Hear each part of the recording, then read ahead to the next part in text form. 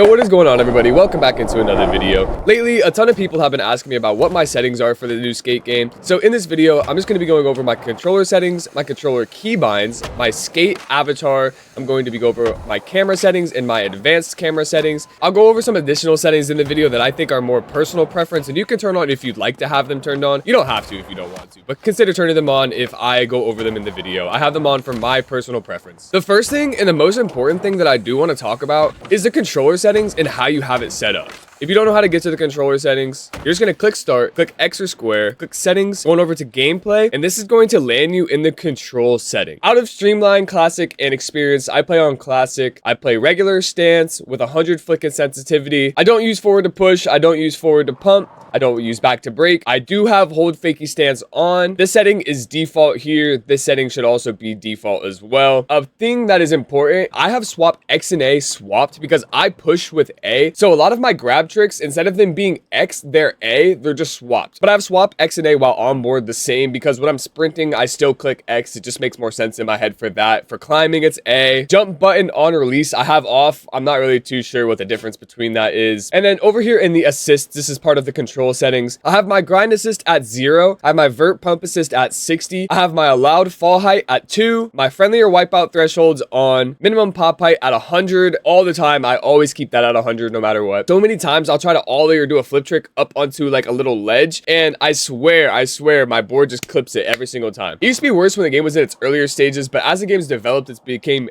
better, so you don't have to have 100, but it's my preference to keep 100 on. I have flip trick, catch assist on, streamline flick it tricks off, enable semi-auto pumping on, prevent low air spins off. I have that off so that I can flip lower to the ground if I can. Require grab while flipping. I have that off so I can emote while I'm flipping. I keep auto curb pop on, but a lot of people might want that off, just depending on what you have your setup as. Auto curb pop in setup, which is auto hop over curbs while in trick setup, can be combined with auto. I have this off so that if I'm going to go over a curb, I have to trick it myself. I have auto caveman mount on, sprint to climb off, auto mantle while grounded off, auto mantle while in air on, and then I have auto wall run while sprinting off. I would say this is part of the controller settings as well. This is the trick toggles. I have held flip tricks on, I have late flip tricks on, I have slappies off. I'm not sure why those are off. I've had those on for a long time. I'm not sure how those got turned off. I've got firecrackers on, I've got wallies on, wallies require ollie on, win on, wallies require quick ollie off. I have that off. 1 foot ollies, I have that on. That is like when you press A or X and your 1 foot like goes in there. No comply, I have that on. Guys, if you've been trying to do the no comply and you can't no comply for the life of you, check to see if this setting is off, because this setting might be off, which is preventing you from doing the no comply. I did make a no comply tutorial and a few people set that up to me. Over here in the advanced settings, I have quick ollie off. I have sideways ollie control on. Pre-wind spins, I keep it off. I don't know, I haven't found a great use for them yet. Some people have them on. This is really just preference. If you use it in your tricks, then you know you use it in your tricks. I personally just haven't found a great use for it. I'm sure I will in the future when spot battles come around so I can get extra spin rotations to earn more points, but right now I just keep it off. I have roll-ins on and then anti-pumping on as well. Okay guys, this is going to be a very important part of this video, but I do use the SCUF Valor Pro Wired Edition. I do have 4 paddles on the back here. I have 2 regulars and 2 mouse clicks. These 2 paddles right here are bind to A and B. A I could do for some of my grab tricks like the Benihana and the dog piss, and then for B I could do for some of my grab tricks like the tail walk and the air walk. Also, it helps me slow down when I need it, if I do need it. On the back here, I have 2 mouse click paddles. This paddle right here, I have it set for X so that when I'm sprinting, I don't have to have my thumb on X to take my finger off of the joystick. This paddle right here, I have it as Y. I have this mapped to Y so that when I'm going to throw my board down, I never have to take my finger off of the joystick, and this just makes the tricks a lot smoother. They also come with adjustable mouse click triggers, and I love the mouse click triggers. The mouse click triggers I've been finding to be very helpful for trying to pull off some of the grab tricks, especially to pull off some of the grab tricks quicker, like the rocket air, or any of the tricks that require like the dog piss or the Benihana, or any of those advanced grabs. I've been using this SCUF controller for about a month and a half now, and I feel like it's definitely improved my gameplay so much. I honestly feel like where I started at before this versus where I'm at now is like almost 2 times better than where I was. I feel like I'm moving so much smoother. The inputs I make are better, but at the end of the day, the actions that I make are quicker because of the 1K hertz pulling rate. If you would like to get a SCUF controller, I'll drop a link down in the description, and if you end up checking out, please consider using code DXNOY for a little bit of money off of your purchase. This does support me if you would like to. The next part of this video is going to be my camera settings. Obviously, the the camera settings are going to be, pretty interchangeable to the style that you want. And, over time, you'll change them and adapt them to how you skate personally. We're just going to click start, head on over to our gameplay settings again, and then go on over to camera. On my onboard side, I have my horizontal follow strength and vertical follow strengths at 4. My field of view is at 80.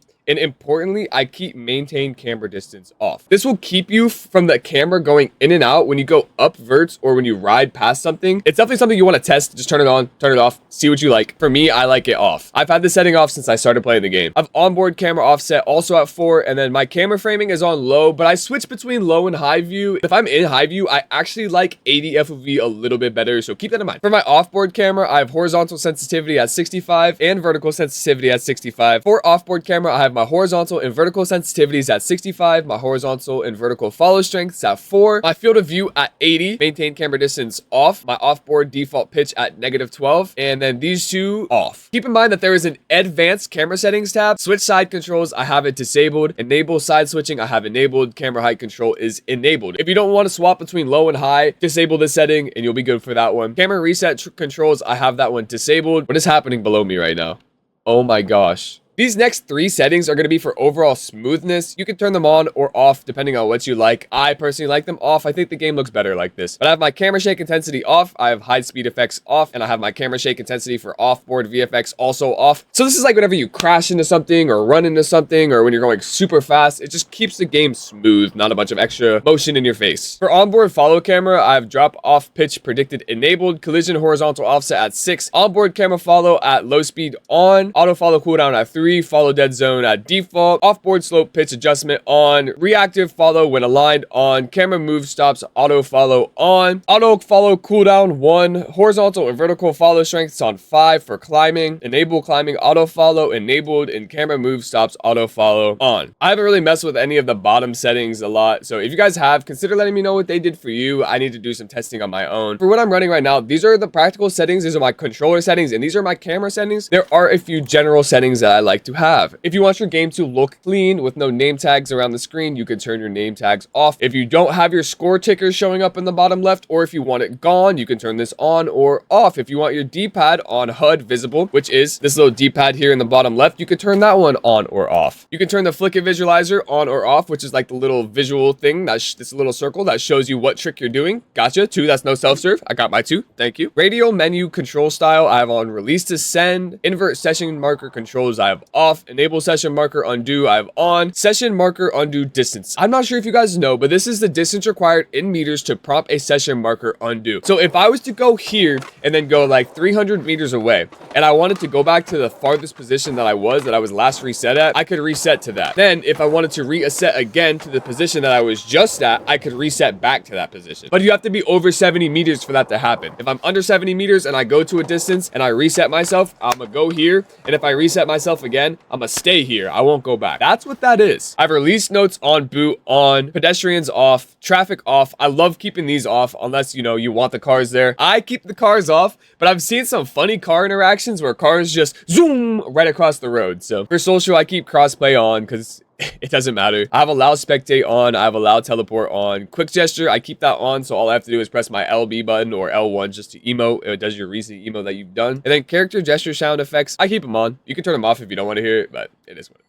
Over here in my audio settings, I have everything at 10. Besides the music, I keep it off because I just listen to my own music. I'm sorry, Skate. I really am, but I just like my regular music better. I have my VO volume at 10. And this is just because when I start a challenge, I like to hear V talking to me. And then I can yell back at V. I don't want V talking to me when I'm doing tricks, which is why I have gameplay Vs disabled. When I'm doing challenges, she could talk to me to tell me about the challenge at the beginning. And then I have streamer mode disabled because I don't know why it would be on. For the people that have been asking about my avatar settings, we're going to head on over into appearance. And this is just everything that I have. This is the skin tone, the undertone. I might, I'm probably a little bit lighter than this guy. I got height 2 on with build 1 to make it skinny. Just wear some baggy clothes over top of it and you won't look that skinny. Unless you want to look skinny, it doesn't matter that much. I've got my chest on 10, my hips on 20, my back on 10 as well. Over here in the face shape, I do use this top right one. This is the face shape that I use. For texture, Here, I have the maturity on 20, freckles on 20, no moles. I've got 10 on the acne scars and 0 on the vitiligo. I do use this haircut. It kind of looks like my haircut when you get a good beanie on. I think it looks pretty nice. And then I rock the silver hairstyle for this. You could also turn the shade all the way down if you want to rock like a dark silver or something like this. This is personally what I like to do. Turn it down and make it dark. These are the eyebrows that I use, although it doesn't matter that much. These are really just preference. For the eyebrows and for the goatee, I do the color thing where I turn the shade all the way down on silver. That's how I get this color here. These are the eyes that I use. This is the color shade with the shade on 0. This is the nose I use. It's right here. You can change the style of your mouth. I don't have it. You also can change the lip gloss if you would like. This is the goatee. It's the same thing for the color I did. And I added a little bit of stubble. And then I'm in regular stance, style A and style A. You know, we'll do the graphic settings for those who do want to use the graphic settings. I usually play on full screen. I've had it on full screen borderless recently because if you have it on full screen and you end your game and get back on, there can be glitches. I have VSync off, my brightness on 50, dynamic resolution off. I have it on FSR and balanced right now. My global graphics quality is on custom. My target frame rate's at 60 and then everything is low. My global illumination is static. I have everything low besides my visual quality effects so that when I use my selfie emote, it flashes. That's literally it. Most importantly, turn your depth of quality off and your motion blur quality off as well. Those are two very important settings that I think you would like to turn off that you'll greatly benefit from. I appreciate everybody who's interested in my settings, everybody who's interested in the videos, and everybody who's been coming back to the videos consistently. We just hit 2.5K subscribers on YouTube, and I can't understand how fast the growth has been. It's been amazing, and I hope you guys are here and interested in the content that I have to make. I'm excited for the future. If you would like to support me in any way, consider you buying your Sandvan bucks on EA's store website. You'll get a 10% web bonus, and if you apply the promo code, you will support me. Also, if you would like to get a SCUF controller, you can use the link that's in the description and check out with code DXNNY. I appreciate you guys so much. If I helped you with anything in this video, consider subscribing, consider sticking around, consider dropping a follow. Much love, big dubs, and I'll see you guys in the next one.